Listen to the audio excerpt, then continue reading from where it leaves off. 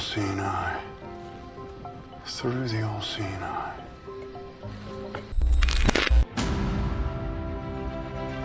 Some say it was only a historical organization that existed in the 1700s, controlling the world through politicians, billionaires, and celebrities. It's more than a loose-knit network. It is a conspiracy.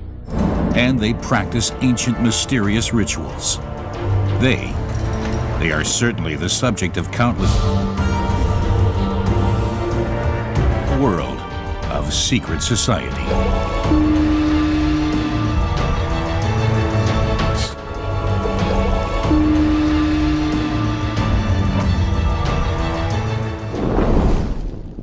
इंसान हमेशा से कहानियों और अलामतों के जरिया सच बयान करता आया है। अलामतें, निशानियां और सिंबल्स बर्राह रास्त इंसानों को कोई पैगाम देने की कोशिश करती है। इंसानी तारीख में कुछ निशानात या सिंबल्स ऐसे हैं जो अपने अंदर कोई खुफिया और पुरइसरार राज को छुपाए हुए है और जो बार बार मुख्तलिफ तहजीबों, मज़ाहिब और लोक कहानियों में सामने आती हैं। उन अलामतों में एक नहायत ही पुरइसरार अलामत वन आई है, जिसे ऑल सीइंग्स आई कहते हैं। ये एक आंख कदीम मिस्र के आर्ट से लेकर अहद वस्ता के गिरजाघरों की तस्वीरों तक और यहाँ तक के फ्री मेशंस की सिंबल्स में भी इस एक आंख को देखा जा सकता है। कदीम मिस्र की बात करें तो मिस्री लोक कहानियों में इस एक आंख को आई ऑफ हुरस कहा जाता है। हजरत मूसा अलैहिस्सलाम से भी हजारों साल पहले इसे मिस्र के कदीम देवता हुरस की तरफ मंसूब किया जाता था और इस एक आंख को हिफाजत, शिफा और मुकद्दस अलामत समझा जाता था। कदीम मिस्री लोग इस एक आंख को आसमानी देवता हुरस की आंख मानते थे। उनकी लोक कहानियों के मुताबिक हुरस देवता ने सेत नामी एक आसमानी देवता से खून रेज जंग की थी, जिसमें सेत ने हुरस पर हमला करके उसकी एक आंख निकाल दी और उसे शदीद जख्मी कर दिया। यही जख्मी आंख बाद में आई ऑफ हुरस कहलाया। बाद में इल्म व हिकमत के देवता तोत ने हुरस की आंख को दोबारा ठीक कर दिया, लेकिन अब ये आंख पहली जैसी नहीं रही। इस आंख में अब गैबी चीजों को देखने की कुव्वत आ चुकी थी। कदीम मिस्र में हुरस की आंख सिर्फ एक मजहबी या रूहानी अलामत नहीं थी, बल्कि इसे रियाजी, पैमाइश और मैथमेटिक्स के कामों में भी इस्तेमाल किया जाता था। आई ऑफ हुरस 6 हिस्सों में तकसीम था, जिसमें अलग अलग न्यूमेरिकल वैल्यूज थे। कदीम मिस्री इस आंख को अनाज नापने, वजन करने, इल्म रियाजी को हल करने और मुख्तलिफ पैमाइश के लिए इस्तेमाल करते थे। मिस्री इस एक आंख की रूहानी ताकत पर इस कदर यकीन रखते थे कि इस सिंबल को सोना, चांदी और दूसरे धातों के जेवरात बनाकर इसे हिफाजत के तौर पर पहना जाता था।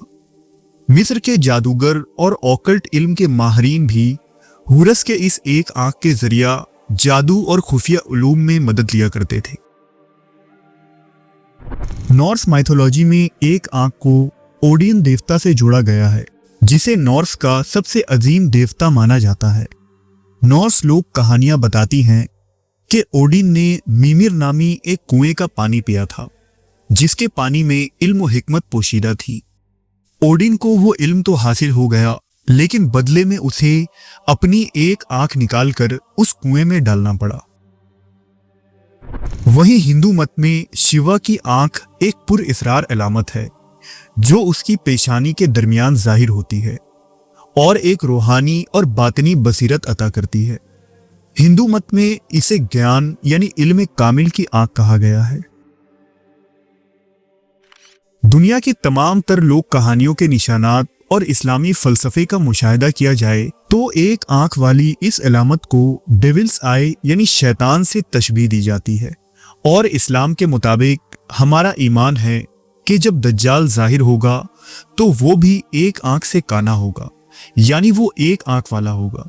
और इसे ख्वाब में अल्लाह के महबूब हजरत मोहम्मद सल्लल्लाहु अलैहि वसल्लम ने देखा और फिर अपने असहाब को भी बताया था। ये शैतानी आंख और इससे जुड़ी दज्जाली इल्म बनी इसराइल के अंदर कैसे आई और ये हमारे इस जदीद दौर का हिस्सा कैसे बनी, इसकी एक तवील तारीख है।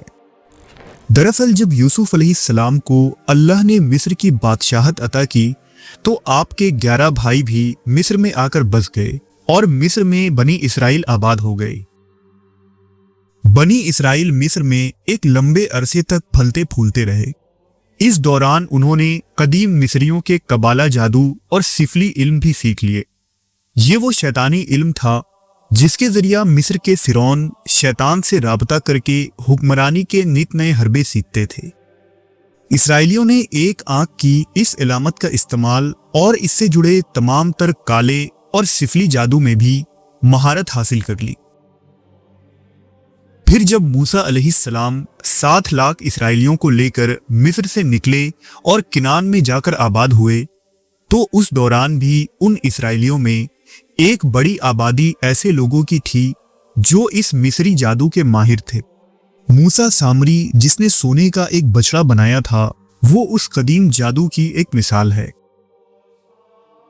सुलेमान अलैहिस्सलाम के ज़माने तक इसराइली कबाला और खुफिया इल्म के माहिर बन चुके थे, लेकिन बाबुल और रोमी हुकूमत के हमलों के बाद ये इल्म तबाह बर्बाद हो गया। लेकिन उस दौर में कुछ यहूदी यरूशलेम से निकलकर यूरोप के कई इलाकों में आबाद हो गए। 11वीं सदी में उन यहूदियों ने एक खुफिया तंजीम बनाई जिसे नाइट टेम्पलर कहा जाता है और उनका खुफिया निशान भी मुसल्लस और एक आंख था। ये नाइट टेम्पलर्स बाद में सलीबी जंगों में मुसलमानों से लड़ते रहे और बैतुल मुकद्दस पर कब्जा करने की नाकाम कोशिश करते रहे। 11वीं सदी में इन नाइट टेम्पलर्स यहूदियों ने अपना नाम बदलकर फ्री मेसन्स रख लिया और यूं दुनिया की पहली मॉडर्न सीक्रेट सोसाइटी वजूद में आई, जिसका मकसद पूरी दुनिया में आज़ाद ख्याली दज्जाली निज़ाम को कायम करना और दीन से दूरी को फरोग देना था। साल 1776 में उन्हीं लोगों ने इल्यूमिनाटी नामी दज्जाली खुफिया तंजीम की बुनियाद रखी, जिनका मकसद दुनिया के वसाइल और तमाम तर शोबों पर कब्जा करके दज्जाल का काम सर अंजाम देना है।